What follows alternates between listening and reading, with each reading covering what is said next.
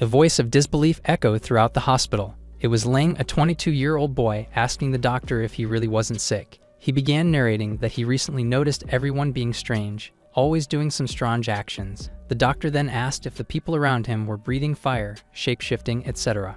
Ling was surprised that the doctor got accurate, to which he told him not to worry too much. It was a condition often experienced by older people. He also revealed that socially disconnected otakus may experience it, hitting him right where it hurts. The doctor dismissed him and called for the next patient. As he left, he overheard the doctor fixing the patient's brain problem using Photoshop. He turned back with an exaggerated disbelief, thinking that the doctor's brain might have the problem instead. The doctor explained how it works as a guide for the injection of spiritual energy. Ling awkwardly waved his goodbyes and excused himself. He walked out, not expecting the doctor to be like that. As he walked out, the speakers blasted the announcement of the world entering the new era, people manipulating fire, some with the ability to turn stone into gold. Lots of people with extraordinary abilities began emerging in the city. This phenomenon was referred to as the spiritual energy resurgence. It was believed that plants and animals mutated along with humans, but in Ling's eyes, they looked like lunatics as their abilities were non-existent. He even thought that he might be the one who's gone crazy. As he reached his apartment unit, he saw the landlord and a woman talking about Yassi's awakened abilities. He looked at them with eyes of subtle disdain, then walked inside as he wondered if seeing their abilities non-existent was his ability. He climbed the stairs as he contemplated his situation. As he reached the next floor, a clothless woman named Yassi was standing in front of him. His jaw dropped upon seeing this. Yassi was surprised. He could see her. Given that she awakened an invisibility ability, she couldn't make sense that he was able to see her. He was blushing, not knowing what to do. He fell silent and approached, backing Yassi to a corner. He extended his hands as if to reach for her, to which she closed her eyes as she got pinned against the wall. She was blushing, then opened her eyes only to see Ling holding a lizard. He went inside with it, mumbling about being lucky with this catch. Yassi thought that he did not really see her, but was looking at the lizard behind. But in reality, he really saw her and just played it off with his quick thinking. His wide grin almost reached his ears. Being a lunatic isn't so bad either. But then, Yassi came inside and followed him. He was panicking at the situation. She scanned the room as Ling thought that she was here to confirm if he really didn't see her. He placed the lizard in a water bottle, mumbling about being broke and only affording cheap liquor. He smiled, confident that his plan would work. He placed the bottle on the table as Yassi looked at him. She leaned closer to check the bottle. It looks just like her dad's medicinal liquor. He sat on the couch and said he'll watch a game first. Yassi was behind him and monitored his every action, making him feel uneasy. He was waiting for her to leave, blushing as she thought that what she's doing was a blatant double torture. The television played the game and he pretended to watch as she continued checking him. She then saw the opportunity, then sat on the floor. Her exposed body was within Ling's reach. She noticed that there was no change in his expression. To test him further, she showed more of her plots. He reacted happily while playing it off as his reaction to the game. She looked at the television, then heaved a sigh of relief as she concluded that she was indeed invisible in his eyes. Ling was cheering for the game as she went back. She closed the door shut.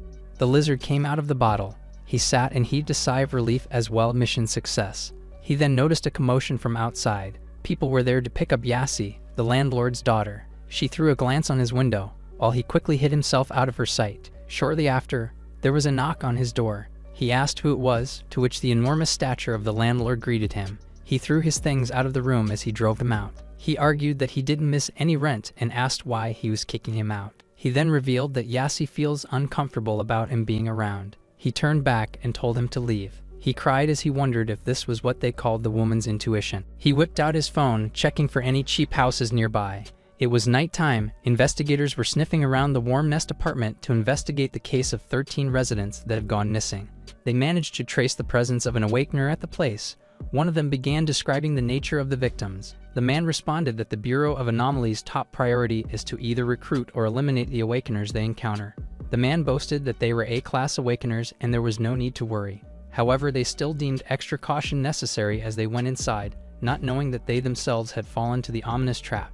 The seemingly ordinary apartment turned out to be a hunting ground of a monster. It was already too late when they realized it. The monster's teeth snapped shut. At his previous apartment, Lane was packing his things as he whined about refunding his money. He even mocked the landlord who said that money wasn't his problem anymore. He closed his baggage angrily. He was short on money. He laid down the bed frustratedly as he wondered where he could find a cheap house. He browsed his phone, determined to find a cheap place. He saw the warm nest apartment offering a monthly rent of $500. He was delighted that it was even in the prime city center. However, this was too good to be true. Definitely suspicious. But he still stood up and planned to see the place for himself. It was nighttime. Ling found himself standing in front of the warm nest apartment. He looked at it, guessing that the monthly rent at that place must be at least over $10,000. He knocked on the door, then pushed it open to enter. He was greeted by a dark surrounding. He walked through its ominous corridor, remarking that it doesn't even have a light. Then, a woman boasting her ominous aura emerged from the dark corner of the corridor. He was surprised, but then she gently said that the rent at that place was very cheap. He was delighted to hear it, chuckling heartily, thinking it was like a miracle. The landlady led the way while Ling questioned the power outage as he followed. She seemed to have just realized that there were indeed no lights. She pressed the switch, turning on the lights. She then led him to the room, while he found her gestures cute. A cat climbed on her shoulder, then angrily hissed at him. He apologized that the cat couldn't stand the light. She then volunteered to tour him around the room. The door was shut close, leaking that ominous aura once again. Ling introduced himself and handed his ID card. He scanned the place, comparing it to his previous apartment. As he asked if the place was really cheap, the landlady was leaking her aura. She sneaked behind him to attack, but her attempt was put on a halt as he managed to catch something. He was now holding an angry cat, assuming that it was the one who ruined the electrical wirings around the house. She awkwardly tried to make excuses. Deep inside, she was wondering how he was able to casually suppress her demonic power. She was glaring at him while he was cluelessly admiring the place. He then knocked on the wall to test its soundproofing capabilities. The landlady looked at him. Seems like he hasn't noticed anything strange. She was even wondering if he had a powerful artifact on him. These artifacts emerge after the resurgence of spiritual energy, once normal objects that developed various abilities. She slyly smiled, scheming to make him remove the artifact. Ling smiled as he said he made up his mind, to which she threw a sharp glare, causing the smoke detector to malfunction. He wondered what was happening, while the landlady leaned closer to him in a flirty way as she apologized for the inconvenience. She cutely told him to wash up first, to which he agreed. He thought that it was no problem for a place worth $500. He was smiling as he went on his way to wash up. The door closed, while the landlady revealed her fangs as things seemingly went her way. She exuded that ominous aura, confident that she could handle him. The shower was turned on. Ling was leisurely taking his time to wash himself. He remembered how he had to fetch water back then just to take a bath. But now he can always enjoy hot water baths anytime he wants. He happily went into the bathtub, enjoying himself as the door behind him opened. He was surprised as he noticed it quickly covering his body and asking who was there. The landlady, now in a cat costume, entered the shower together with 4 cats. He drooled at the sight of her, while she cutely lunged forward to attack him. He was cluelessly blushing as he thought that it was a role-playing game, but knowing he wasn't handsome enough to impress her, he shook his head. He then asked if she had something she needed from him, suggesting she let him put on his clothes first. But the landlady misinterpreted this and thought that one of his clothes was indeed an artifact against her. She raised her claws, controlling his clothes telekinetically to bring them away from him. The cats picked them up and took off, while Ling desperately chased after his clothes. But the cat landlady stood in his way. He gritted his teeth, but he couldn't get past her as he hesitated. The cat landlady again misinterpreted it, thinking he did to avoid being devoured by her demonic energy. She charged forward, leaping in the air over Ling. As he stepped back, they were both stunned. Finding himself backed into a corner, he proceeded to threaten her with his rocket. But the cat spirit in the landlady's body revealed itself, not buying whatever he just said. She continued to leap forward, to which she had no choice but to close his eyes and stop her. He stepped forward and hugged the cat landlady, surprising her. He blushed as he found her body soft and squishy. The cat angrily hissed at him. He then pushed it away, while something seemed to have triggered within her. She fell unconscious, while the cat angrily meowed at him. It ran away, leaving Ling and the landlady on the floor. As he held her unconscious body in his arms, he wondered what was going on there. The cat looked back, thinking that it must escape away from that powerful person. In her room, the landlady was lying on her bed. Standing beside her was Ling, relieved that she passed out since he couldn't have held on if she continued. He was about to call for emergency help, but his phone was missing. He remembered that the cats took his things and hid them somewhere. He gave up on the idea and instead decided to go outside to seek help. Outside, an S-class awakener named Thunder was waiting. He remarked on the overwhelming amount of demonic energy emitted from the place. Then he saw Ling walking out of the apartment. He remembered that there was indeed a person inside the apartment before. Ling approached him to borrow his phone, but he misinterpreted it as a trap. He then reported that someone in the apartment fell ill and urgently needed help. Thunder thought he was trying to lure him inside the apartment and attack him. He offered his phone with a smile, scheming something. He thanked him as he reached for the phone. Thunder saw the chance. He immediately grabbed his wrist. He then introduced himself as an S-Class Awakener from the Awakener Bureau. He then summoned bolts of lightning, seemingly electrocuting him. Thunder remarked that Ling doesn't have a trace of demonic energy. Meanwhile, Ling learned that he was an Awakener too, sighing as he did not want to deal with these lunatics. He let go of his hand, to which he whined that his hand got hurt. Thunder said he'll deal with the mastermind first, then take him back for interrogation, leaving him confused. As the Awakener went on his way, Ling remembered that the girl was still undressed. He immediately stood in his way to stop him. Thunder was surprised that he was still standing after taking his thunderbolt. He exuded an immense amount of lightning, saying he won't hold back this time. But given that he couldn't see their abilities, he thought of him blabbering nonsense. The Awakener raised his hand to summon lightning. In his eyes, though, the man was just waving his hand. He turned to the onlookers and told them to not be afraid, but then they began panicking and ran away. He told them to not run away. Meanwhile, Thunder smiled. He said that he finally revealed his true form. Ling was clueless. Behind him was a massive monster cat. The cat spoke, saying it couldn't believe that there was another expert outside as he charged at Thunder. He prepared to unleash his thunder armor as he weaved his hand signs. He yelled, and the clash between their massive powers ensued.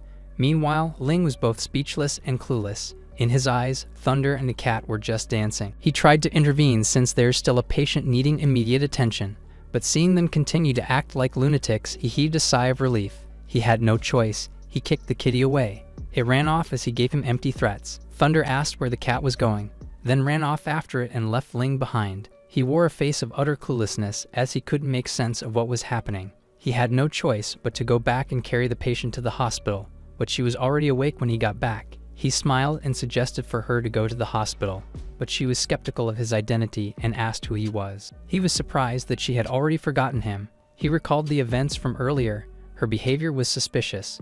This made him think that this landlady might be an Awakener as well. If that was the case, he was worried that she might have also forgotten about her promise of letting him stay there. He cried over this missed opportunity for a cheap, good apartment.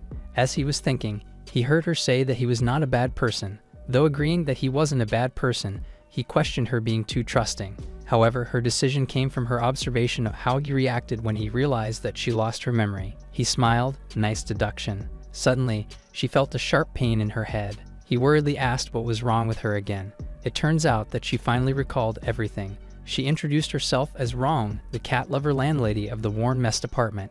But after the spiritual energy resurgence, she was possessed by a cat demon named Little Black. However, Ling said that all those talks about demons and spirits were just people's imaginations. She apologized as her memories were foggy due to possession and thanked him for driving away the cat demon. But Ling couldn't focus on what she's saying as her body was exposed. Embarrassed as she covered herself and asked if he did something bad to her. He said that he didn't do anything bad to her, but she was still skeptical. He insisted that he really didn't do anything and saved her instead. But deep inside, he was thankful that there wasn't any evidence left. But he's not out of the woods yet. Wrong asked why he was afraid to face her. He didn't know what she meant by that. She concluded that he was indeed up to something sinister. In his defense, he said that he couldn't dare look at her body, but she didn't buy this excuse. She pointed her finger to his cheek, asking what he really did to her. Ling calmed her down and assured that he would turn around. He closed his eyes as he faced Wrong, earning him her respect for showing basic etiquette. He then asked her what purpose does clothing serve for her. She replied that it was for keeping warm. It makes the oneself look good and attracts the boys. She then spoke as if she was a cat, remarking at humans not having a natural warm fur. He was confused as to what she meant by excluding herself from humans. She apologized. Turns out she was still influenced by the cat demon. He pondered her situation, thinking that her common sense has been distorted by the cat demon. Ling was confused, to which she said a similar context in the cat tribe, where cats usually keep their distance from a bald cat. Changing the topic, he offered to find some clothes for her to wear.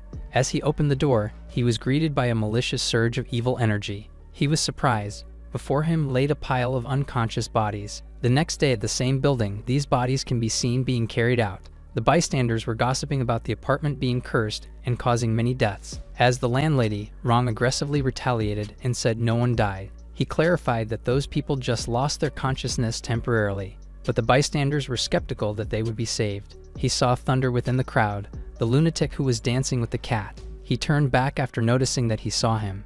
He smiled and called to him, saying he was very rude to him last time. He now understood the situation he was in, but Ling tried to excuse himself, not wanting to be involved with the likes of him. But Thunder won't let him and said that a catastrophic battle would have happened if not for him. He smiled, asking if he was able to catch the cat demon, but he revealed that it managed to slip away. He thought of it as nonsense since there's no person who could catch a cat with their bare hands. He then wrapped his arms around his shoulder and asked him to join the Awakener Bureau, but he said he was just an ordinary person and that he won't join. He ran away, unwilling to reconsider. On a bench, Ron can be seen sitting worriedly as she looks at her phone. He then greeted her and asked what was wrong, to which she then smiled at him. She happily browsed her phones, then showed him his rent being raised to $35,000 per month. He was surprised and asked why she suddenly increased, to which she said she had no choice as people weren't brave enough to move in again after that incident. But he knew that he had nothing to do with her situation. However, Ron clarified that she was asking for him to sponsor her while flaunting her body. He looked at her while blushing, saying her common sense hasn't fully returned. She then promised to cover for the first month since he saved him. He pretended to agree, but then started browsing new places through his phone. Suddenly, Thunder emerged from behind and asked what he was so busy with, to which he replied he was looking for a house. He then happily offered him $1 million. Ling was surprised. $1 million is the minimum salary of an operative in the Awakener Bureau. He was delighted to hear that an S-level Awakener salary is that much. He added that it was nothing to him since his abilities far surpass S rank. He then asked for the lowest level Awakener's salary, to which he said it was $100,000. He was extremely delighted to hear that. Thunder said that only those with useless abilities were placed at C rank, but he thought it was the best option with no one paying attention but was still getting paid. He smiled at the thought of getting $100,000 without doing anything. He then asked him to let him join as a C-rank Awakener and nothing else. Thunder didn't know what he was scheming, but it's alright as long as he could take him back to the Bureau first. At the building, Thunder asked Ling to follow him. Before them was a dashing luxury car, revealing that this is one of the many benefits an executive can get. But he wasn't really interested in these things. Mere luxury cars won't make him get too involved with these lunatics. Meanwhile, he misinterpreted this and said that he was a true master for having lofty sentiment towards fame and fortune. However, Ling was still checking out the luxury car, thinking it was a waste. Thunder opened the door for him and politely asked him to get in, but then a voice interrupted. It was Ron, to which he said he could now afford the rent, but she revealed that his rent increased to $50,000 per month, surprising him. It was because he was now an executive of the Awakener Bureau that she decided to raise her rent, but she offered some alternatives if he didn't want to spend that much money. He could give her a massage, but Ling was hesitant, saying they weren't close enough to do that. He was wondering why he should massage her, to which she said that she needed her fur massage as a cat or else they would become uncomfortable. Hearing that, the innocent Ling quickly agreed. For him, it was just like petting a cat. She then clarified that professional massages should be thorough, with every session for every part of her body not being shorter than an hour. His lecherous mug blushed upon hearing this, then suggested they start massaging the front. But since cats like her were cautious creatures, he had to earn her trust completely before that. He casually agreed, but Rong asked him to take this seriously or else she will double her rent. But he smiled in response, saying she could multiply the rent by 10 if he regretted it. She then left and bade farewell. It was a win-win situation for him, getting to massage such a pretty lady all day. It was also a win-win situation for her, exploiting him to do free labor. She smiled at the thought. Meanwhile, the luxury car drove by the mountainside. Thunder began explaining about the Awakener Bureau, though Ling seemed uninterested. The S-Class Awakener admires his nonchalant attitude on worldly possessions, but he wasn't out of options. Artifacts would entice him for sure. He proceeded to reveal the artifacts that can enhance their abilities, but they were ordinary and useless objects for him. He turned back and gazed outside the window, earning more of Thunder's respect. With the attitude Ling has shown so far, he believes that he might be reluctant to join the Bureau. He is now determined to ensure that the Bureau doesn't underestimate him and keep him satisfied. Seeing this, he only heaved a sigh and thought he was being a pain in the head. They finally arrived at the place. Standing before them was the towering building off the Awakener's Bureau. Thunder asked for his opinion. He was unimpressed, thinking it was just an ordinary industrial park. He remarked at the seemingly lacking military installations, to which he said they had an impressive barrier to compensate for it. He asked for his opinion again, to which he clapped sarcastically. They toured through the hallways as he explained things to him. But for him, the whole world seemed to have gone mad. Seeing how things are, he thinks that future battles would be nothing but a thing of mockery. Thunder noticed his dismissive attitude, smiling as he thought of bringing out the big guns. From behind, a voice was heard. It was Captain Yang, a muscular man with arms crossed in front of his chest as he greeted them. Thunder greeted him back, then introduced Ling as a new recruit he discovered. He then introduced Yang to him, the captain of the first team at the bureau, and the chief among S-rank Awakeners. He seemed surprised upon hearing his name, to which he anticipated that he already heard of his name, but it wasn't the case. He just felt that the name does not quite match him. In his eyes, Yang was just a cute little schoolgirl. Thunder asked him about the mismatch. Yang has chiseled muscles, a face reeking of testosterone, a jawline sharper than kitchen knives. He had such a manly and mountain-like stature, and his name suits him well. But Ling was unimpressed.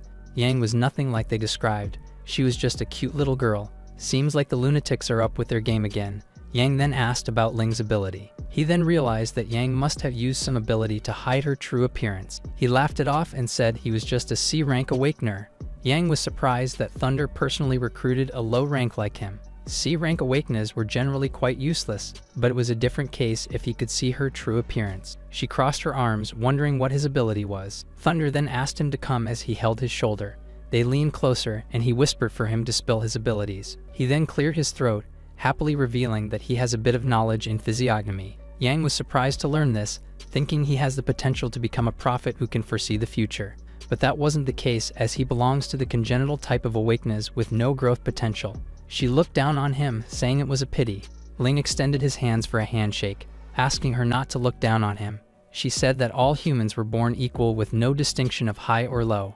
As he shook her hands, he blushed as he felt it was smooth, soft, and sexy. Yang then excused himself and left. Ling was speechless, while Thunder asked for his understanding of him, asking a lot of questions. However, he was thinking whether to tell him that Yang was actually a woman in disguise. He then told him to show his true strength, so that no one will question him anymore, but he said it was no need. He preferred to hide his strength to stay on the fringes. He then urged for them to go and handle the procedures for the C-rank Awakeners. He filled up papers, took identity verification, and registered his eye scan. They then handed him his C-rank Awakener ID card. He asked if it was the proof of being a C-rank Awakener, to which Thunder clarified it was just for passing the review. They then entered the testing area, but Thunder proposed to show him something good first. He asked him to follow him to the treasure of the Awakener Bureau. He plans to show him some real good stuff, so he would give up being a C-class. Ling sighed. He still hasn't given up.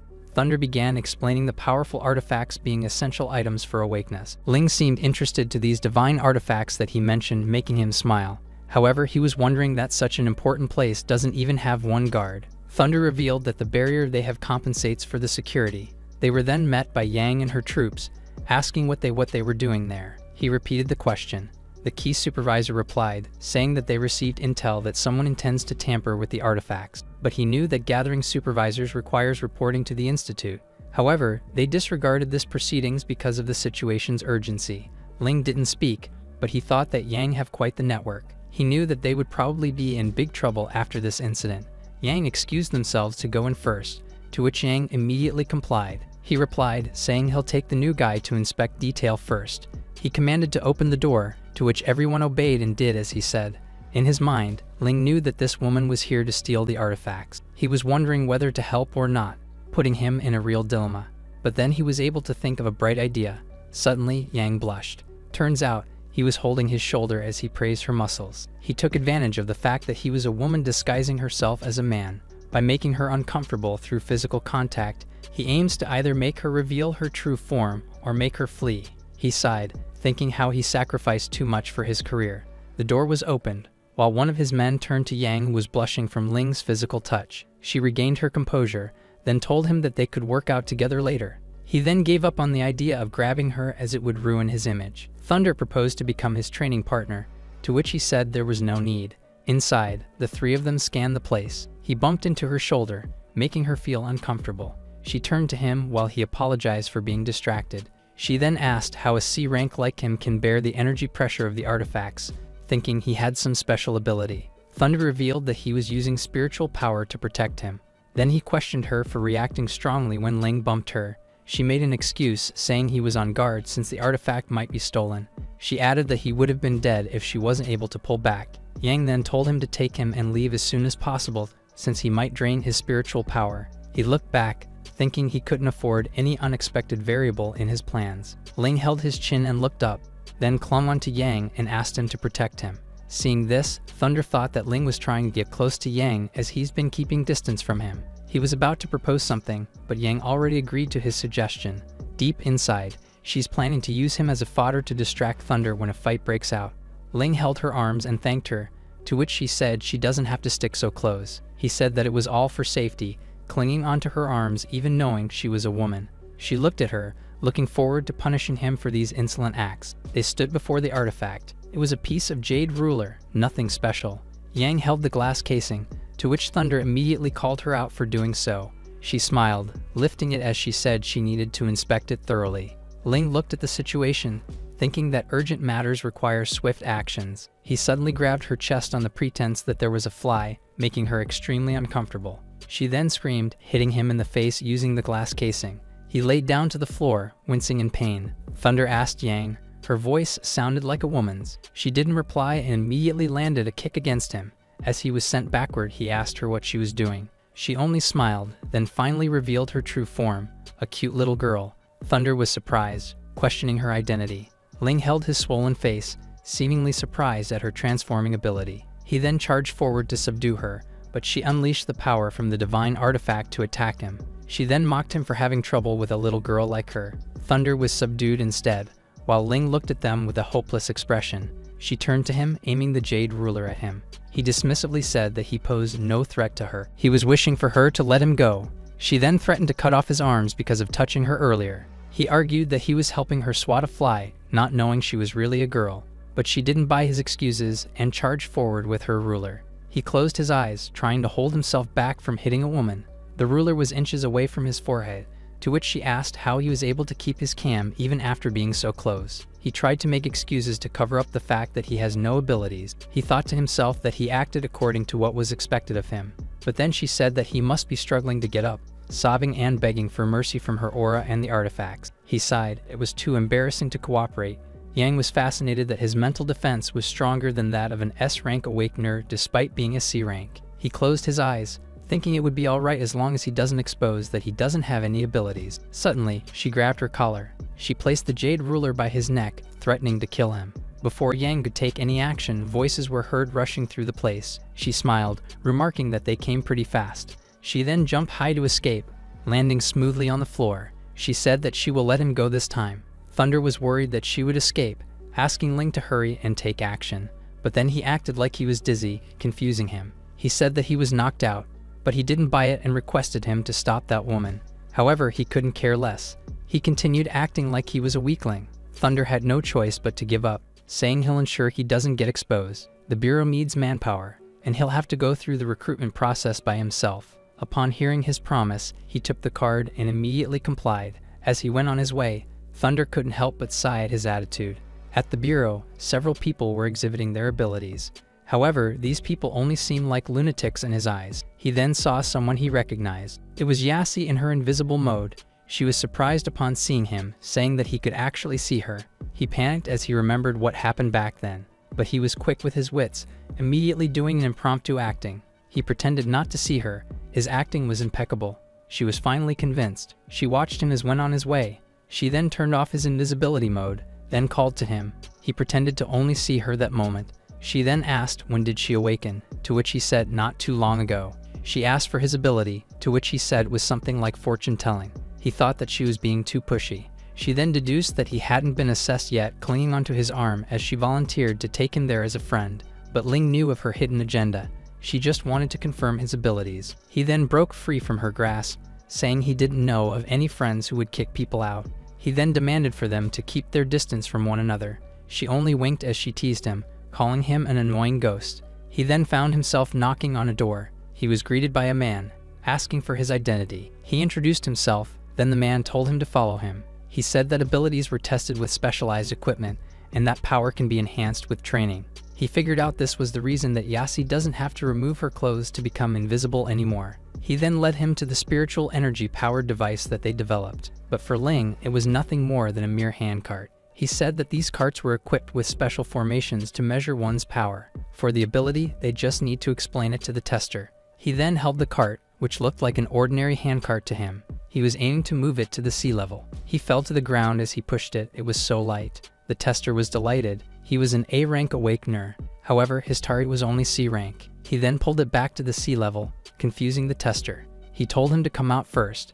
As he exited, he asked if the instrument malfunctioned. He then asked for the test result, but the dumbfounded tester couldn't make sense that the device showed A rank and changed to C level. He smiled mischievously. Looks like he didn't see anything. He then turned to him and asked for his ability. He found the test result suspicious, thinking it was related to his ability. He dismissed it off as mere luck. The tester was still confused, to which Ling said that he can randomly change his luck. The tester remarked that it was an unreliable ability in crucial moments. He still registered him as a B rank with a monthly salary of 200,000. He heaved a sigh of relief after his bluff worked. It was almost night time. The tester gave him his salary card and some notes for the bureau's new employees. Looking at his salary, he was delighted. Back in his apartment, Rong was waiting. He asked what she was doing in his room, to which she said it was time to work for her. Ling had no idea about what she meant, to which she reminded her of the massage work. She suddenly got on top of him, flustering him. He blushed. She wasn't kidding about fur brushing. He then grabbed her waist and pressed her body against his. He caressed at her chin, making her extremely delighted. He thought that the cat demon possession have completely changed her common sense and habits. He got carried away and touched her heart, to which he immediately felt a sharp pain. Rong bit his hands for touching the restricted zone of the cat clan. He brushed it off as an accident and urged her to continue. However, she got up and told him to practice more for next time. Then a voice from outside was heard, making him confused as he knew that no one dared to rent this cursed place. She replied that people from far away don't know. They were greeted by the cute little woman from earlier. She was currently disguised as a lady tenant named Yuna. However, it was useless to his eyes that don't perceive any abilities as real. Rong then pulled his hands and urged him to go. She looked back, thinking to let her slide as long as she doesn't do anything outrageous. But the disguised mole doesn't seem to be someone to stay still. It was nighttime. They went shopping. She then saw a shop owner waving a golden bell to attract customers. Her pupils dilated at the sight of the bell. She then charged toward the woman, snatching her bell playfully. She ran off to the dim alleyway, then played with the bell like the cat she is. The woman chased after her, demanding her to give the bell back. Turns out, it was an artifact that makes customers flock into her store and spend money. She then got bored of the bell and threw it back. She caught it, saying she would have regretted it if she didn't give it back. She then went off to find Ling, but she bumped her head accidentally. Suddenly, a group of goons were surrounding them. They demanded her to hand over the magic bell, to which she asked why they would want to take it from her, but the goons knew of its real value and threatened her to hand it over. The woman was worried for her life. Then one of the goons noticed a beauty behind them. They looked at her with lascivious desires in their minds. They stood tall, trying to coerce her into submission, but then she assumed a cat pose, amusing everyone. Suddenly, a black cat emerged from the top of the fence. Everyone was on guard, while Rong stood under the shadow of her companion. Meanwhile, Ling was searching for her. He searched the places where cats would like to be. Suddenly, he heard a scream of despair from a not-so-distant place, alarming him. Rong was laying on the ground. The goons revealed that the place has been sealed by a barrier. The cat turned out to be the demon cat, telling her that she needed the cat demon's power. The cat licked her leg, then climbed by her shoulder as it tried to entice her into accepting it again. Suddenly, a voice was heard, making everyone turn around. It was Ling, mocking the stinky cat demon. The goon leader ordered everyone to stop him and get the bell. One of the goons cast his bind spell against him. Ling realized that these people were awakeners. Since they generally don't engage in physical combat, he was confident in winning with just a weapon in hand. The goon leader charged to attack him. He gripped the metal pipe hard, hitting the goon leader in the back of his head. The goons were worried for their leader. He lay defeated beneath Ling's feet. They were surprised. Only S-rank awakeners can defeat their boss. Ling held his pipe firmly, readying himself for the next fight. One of the goons pointed to the cat and blamed it. The long-haired goon planned to eliminate the cat, leaving Ling to the other goon. The goon approached, then activated his bear's back skill that enlarged his body. In his eyes, though, he was just nonsensically flexing his muscles. He took advantage of him not moving, then bashed his jaw with the metal pipe. The long-haired man thought he was indeed an awakener. He approached his cowardly mug with his bloody metal pipe. He turned to the woman holding the bell, then snatched it. He activated the artifact, now ready to face him with his newfound confidence. He cast the spatial cut skill using the bell, but they had no effects on him. He was dumbfounded. Even an ordinary S-rank awakener wouldn't be able to withstand the bell. He raised the metal pipe and said that some things are better not thought about too deeply. In no time, he dropped the metal pipe. The last goon lay defeated on the ground. Rong immediately ran to hug him, wearing a sad and fearful look on her face. He caressed her back to comfort her. The woman gave them the bell, saying she doesn't want to experience that kind of thing again. He then took the bell and gave it to Rong. She received it, asking him to promise that he'll catch the cat demon sooner. He smiled awkwardly. How is he supposed to catch a cat? She added that he'll have to accompany her every day if he can't catch it. She also added that he would have to accompany him at night, as well as during cloudy and rainy days, to which he agreed helplessly. The goon leader woke up on his phone ringing. He picked up the call and reported that the mission failed. It was the little mole, demanding him to explain it briefly. He reported that a powerful cat demon controlled an ordinary person to attack them. She then told him to go back to the base and accept the punishment. She dropped the call, threatening to kill him when he found the magic bell. The next morning, Rong was serving breakfast. They sat by the dining table silently. Ling thought that their relationship would improve after the incident. However, she could never feel okay about exploiting him as his laver. They laughed awkwardly. He then stood up and excused himself to go to work. He opened the door, only to be greeted by Yuna. She pretended to fall, to which he caught him. She then greeted him in a seductive manner, making him flustered as he knew who she was. Yuna leaned closer, trying to seduce Ling. It was revealed that besides shape-shifting, she also has the ability to control others. However, this ability didn't seem to work on him as he pushed her away gently. He couldn't believe that she was actually greeting him first, skeptical of her real intentions. She couldn't help but think that his mental strength is indeed strong, seeing how her ability has no effect on him.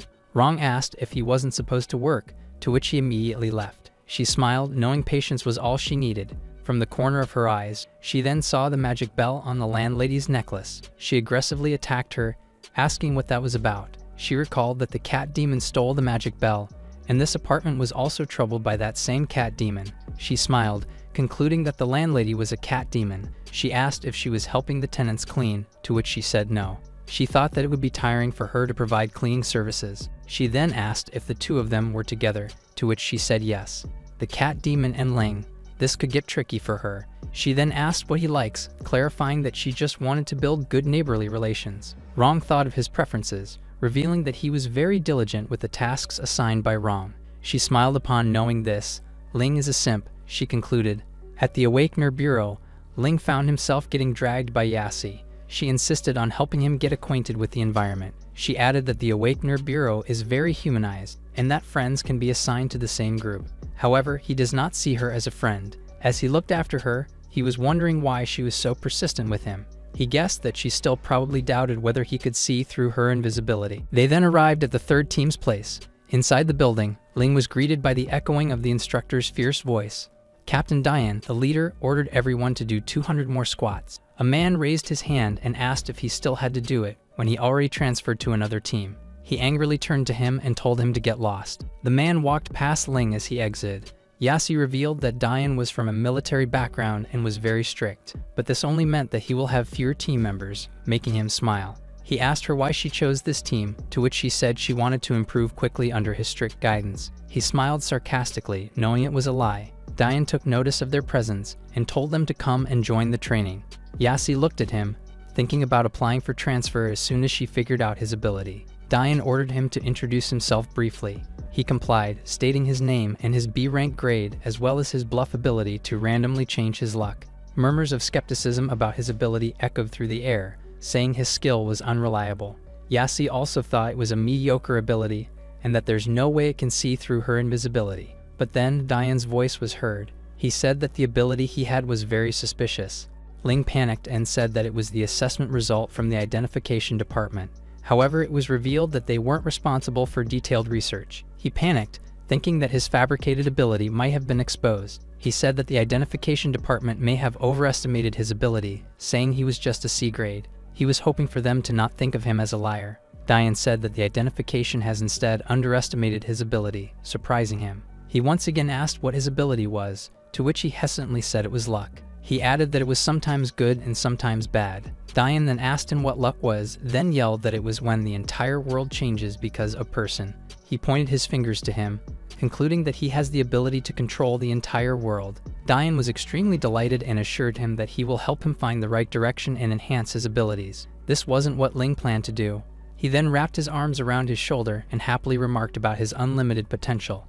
Yassi then raised her hand and asked if his ability could immunize him against others' abilities. After thorough analyses, he concluded that its probability of immunity is extremely low. However, she still acknowledges that it still exists. Diane then assured to deal with him properly if he became immune to abilities and bullied her. But she couldn't rest easy. She must figure out whether he really saw her that day or not. Ling then turned to him and asked if he ever saw abilities that allow flight or vanishing into thin air. In his opinions, these so-called abilities were just fantasies of these people. However, he was wondering if someone could really fly in the sky. He revealed that no one with such abilities has been discovered yet. With this, he was able to conclude that these abilities only affect people mentally at most.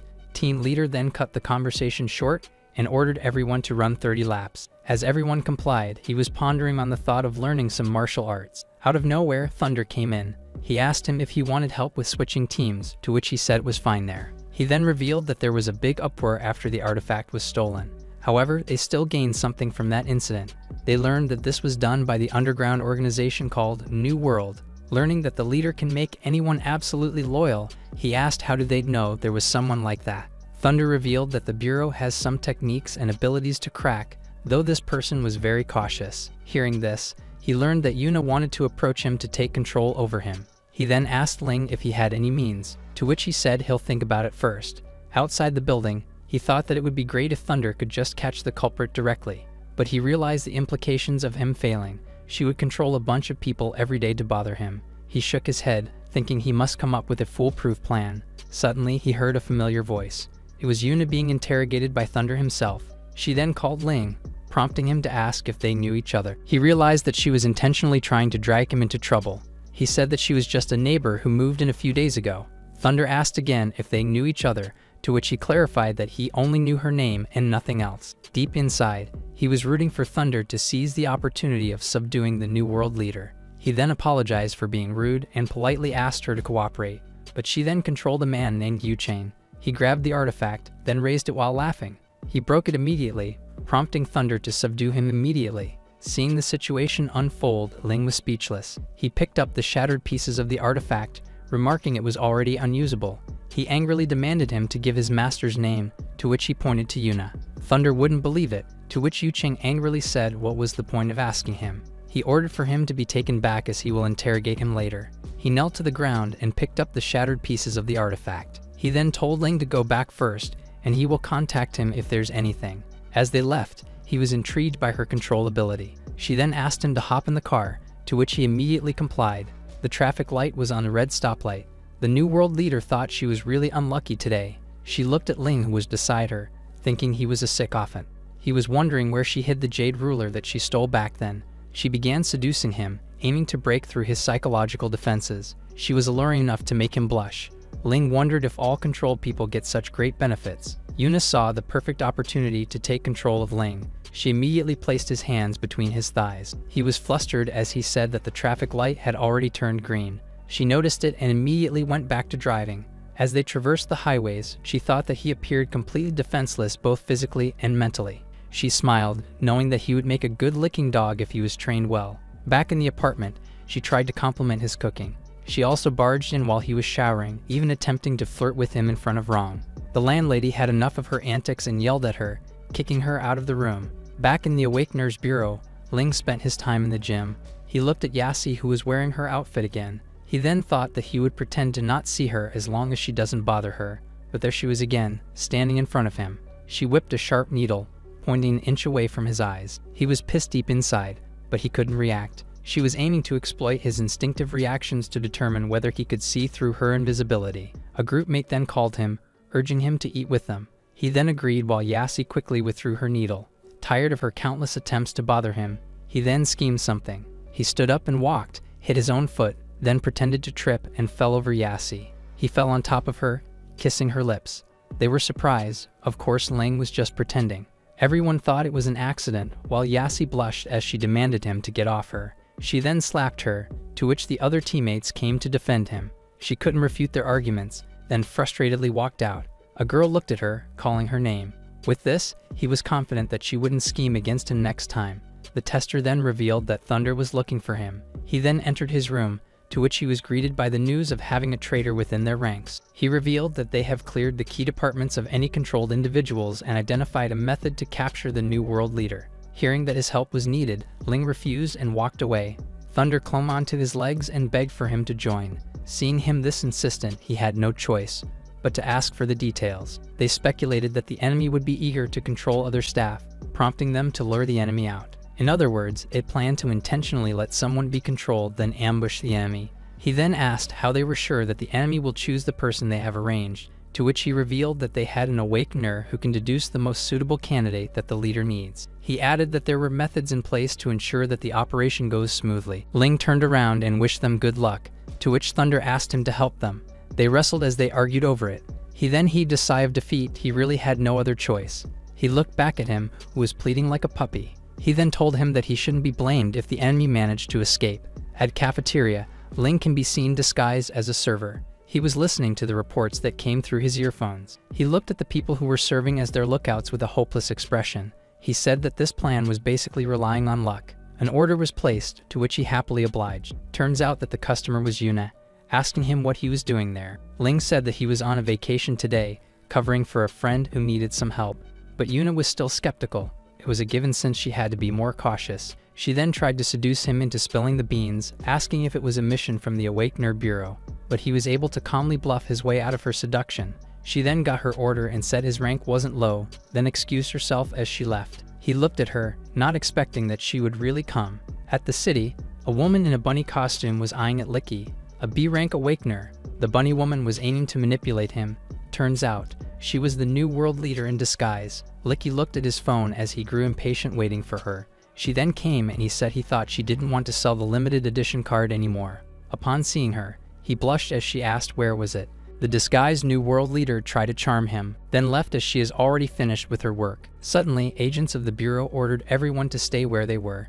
They subdued Licky as they activated the barrier. She looked up as the restraining net was unleashed in the sky, just realizing she fell into their trap. She immediately ran to the back alleys. She placed her hand on her face, reverting her disguise back into Yuna's. She realized the greatness of her situation. She might not be able to break out even with the artifact in her hand. She then remembered about Ling and thought of using him to her advantage. Back in the cafeteria, she approached him. She was speechless for a moment, then pretended to be dizzy and having a hard time breathing. He asked what was wrong with her, to which she made random excuses. He sighed, thinking that things couldn't get any worse. She called her name in a seductive manner, then asked him to take her to a bench so that she could rest. He complied, earning him her thanks. She began making moves on him, asking if there was anything on her face. She immediately saw the opportunity and smiled, but was interrupted as the alarms blared. An agent spotted them, revealing that the alarm detected the usage of spiritual energy and asked if anyone was using special abilities. Ling figured out that she tried to seduce and control him.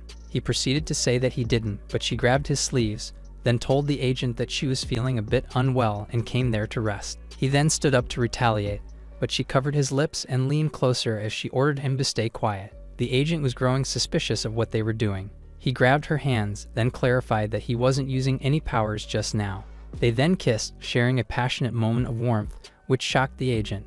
As they stopped kissing, Ling seemed out of it.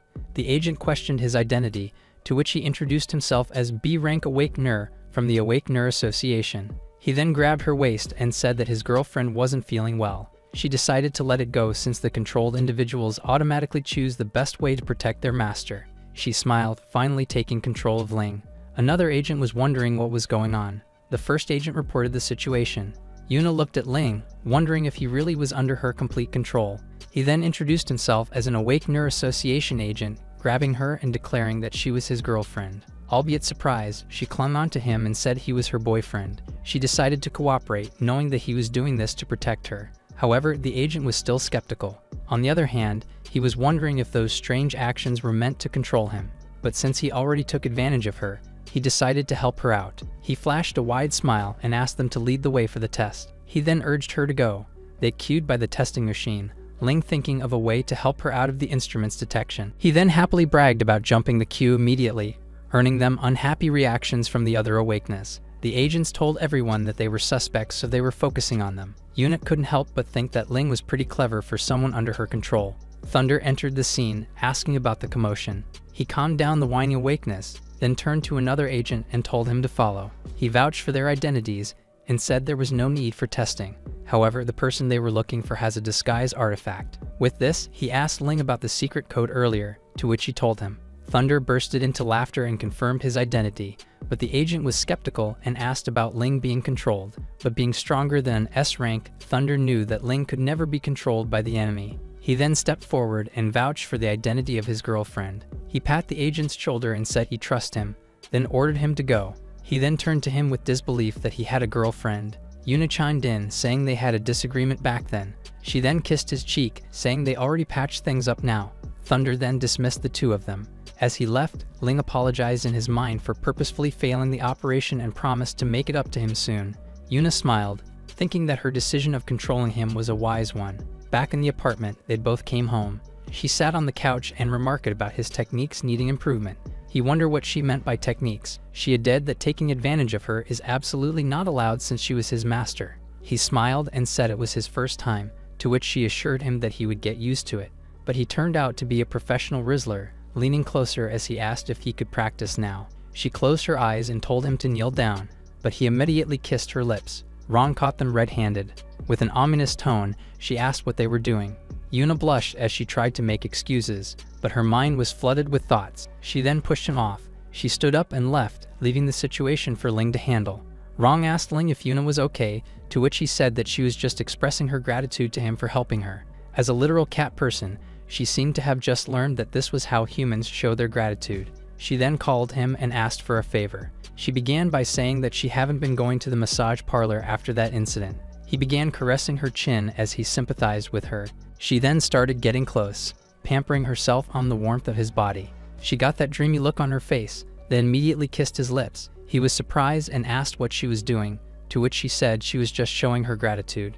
They then happily cuddled on the couch. The next morning, Ling can be seen going out of the apartment.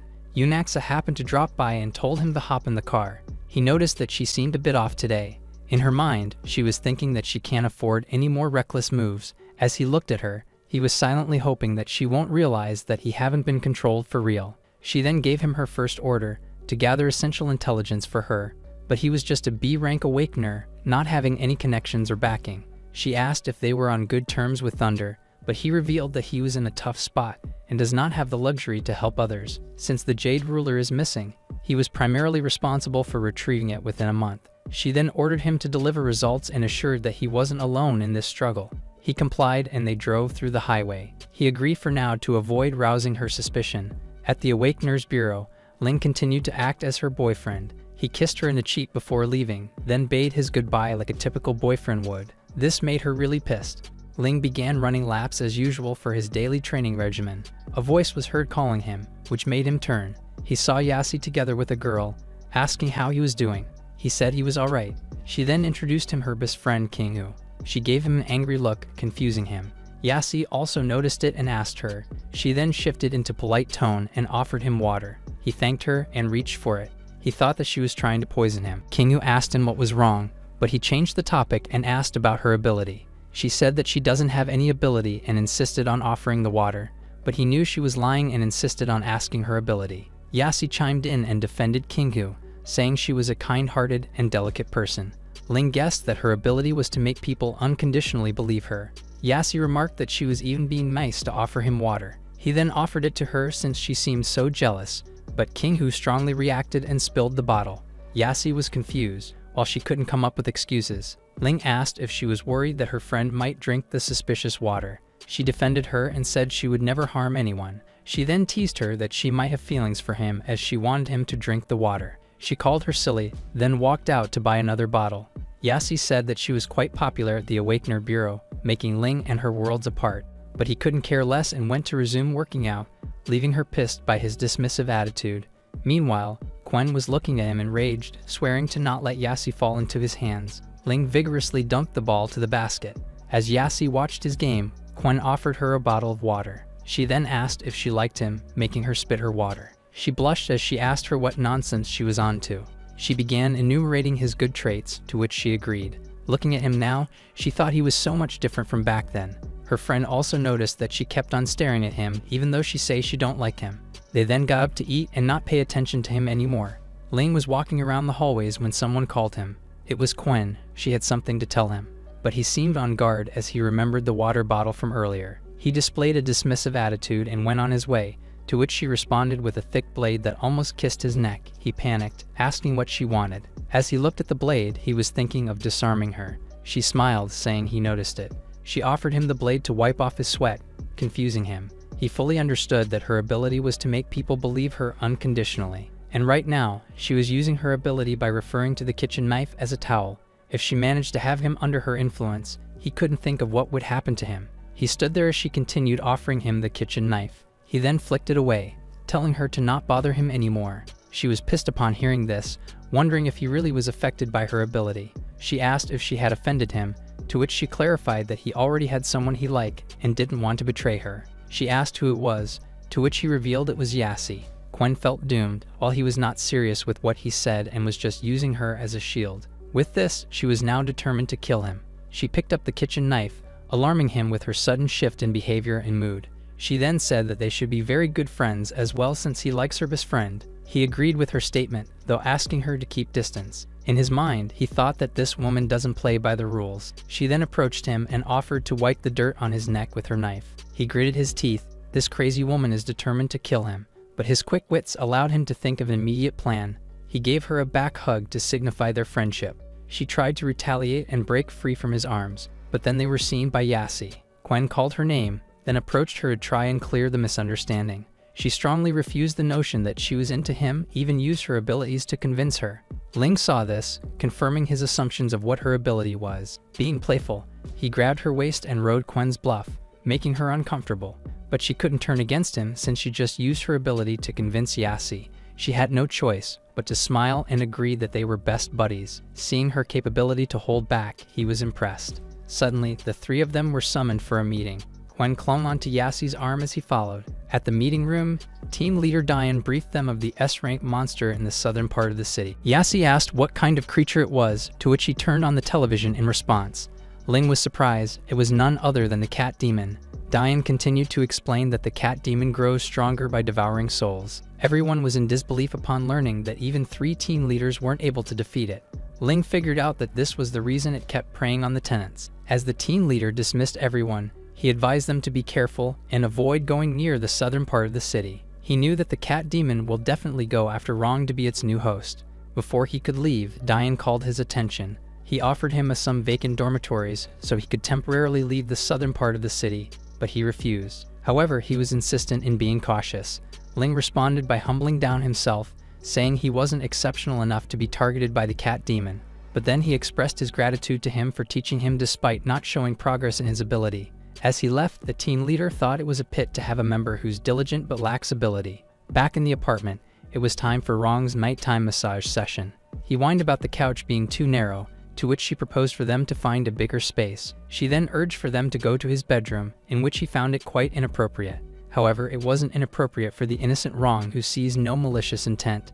They then happily cuddled on his bed. He then asked her if the cat demon hasn't come to bother her lately. She continued pampering herself in his warmth as she said that she haven't noticed. He happily looked at her, thinking she was no different from a cat. He then blushed upon seeing her beautiful figure. He thought of using it since now they are pretty close. But then he felt a sharp pain in his hands once again. She bit his hand as she meowed. He apologized and asked her to relax, then they continued cuddling. Lane was playing with his life on the line by testing different things. Suddenly, the lights went out. He then asked if Rong forgot to pay the electricity bill, only to find out that she was missing. She stood by the door, while he remarked that there was someone outside. From outside can be seen 2 men aiming for him. Turns out they were fanatics of Quen who were here to punish him. They activated their ability to open the door. They stood there, confident that they could easily take him out. He then opened the door, to which they smiled as they prepared to attack. One of them charged forward with a punch, but he easily caught his fist. He blamed his partner for letting him block his punch. He then landed a devastating kick to his gut, while he wrenched his wrist. With a menacing tone, he told them to get out of here and don't cause trouble again. He slammed the door shut as the 2 of them wondered why he wasn't affected by their abilities. They decided to withdraw for now, certain that Ling was clearly not being controlled by abilities. Since he was hiding it from the association, they planned to report him the next day. But then, it seemed like they won't live to see another day, as the cat demon stood in their way. They panicked upon seeing it, knowing it was their end. The next morning, Ling updated Rong before leaving to work. He glanced at Yuna's door, wondering why she hasn't shown up for days. She was technically his girlfriend, and he was starting to miss her a bit. Suddenly, his phone rang. It was Thunder calling him. He was then surprised upon hearing the suspension, making him run off with urgency. Ling saw Thunder in an apron as he revealed that he has been demoted from his position. He apologized for not being able to catch the new world leader and caused his demotion, to which he only shrugged off. Deep inside, he was feeling bad for letting Yuna get away. He pat his shoulder and assured that he could get back his position in no time. Yang then appeared and mocked him about what he was going to do to get promoted. Thunder retorted by implying it was his fault that he was in the logistics department. However, he still looked down on the logistics department, which was far from the front lines. He then left, leaving Thunder pissed. He proceeded to explain that the previous Yang was too good at disguising himself. He said that the artifact was stolen and he wasn't even at the scene, so it has nothing to do with him. But many of those involved were Yang's trusted aides, making him resent Thunder. Ling remarked that he was such a hypocrite. He turned to him and advised him to be careful when moving around the Awakener's bureau. He smiled as he thanked him. Thunder then excused himself and waved goodbye, leaving him determined to help him get back to his position by catching the cat demon. At the bureau, Diane urged him to move into the dormitory as soon as possible. He revealed the news about 2 Awakers who lost their lives to the cat demon near his apartment. He was surprised upon hearing this. It was the 2 troublemakers from yesterday. He remarked that the cat demon has become stronger and was stirring up trouble again. He knew that this situation is grave. What if it can possess people during the day too? He immediately thought of Rong, then urgently excused himself. He ran outside, phone ringing as he tried to contact her. He reached the apartment and called for her, but not even her shadow can be seen inside the place. He had a guess that she has been taken by the cat demon. He ran off, aiming to find her as soon as possible. At the police station, he immediately reported her as a missing person. He added that she was missing since an hour ago, but the police needed concrete evidence that she was in danger or he had to wait 24 hours. However, it was revealed that official personnel are required to cooperate with agents when dealing with ability-related incidents. He asked for them to arrange someone capable and access to all nearby surveillance footage. Then a voice was heard, making them turn. It was Yao, a probationary police officer who seemed unsatisfied of the Awakener's attitude. However, lives are at stake, so he immediately demanded her to take him to the surveillance room. She sighed with defeat and asked him to follow, leading him to the surveillance room. They browsed the footages but didn't see any traces of her, making him wonder how it was possible. He then proceeded to personally review the footage for reassurance. The screen showed a cat entering the apartment, then leaving it shortly after as it rode her shoulder. He was mad that the police officers missed this part of the footage, but she said there was nobody in the video at all. He realized she had been affected by the cat demon's ability and ordered her to extract the surveillance footage from various areas. He added that this was an order.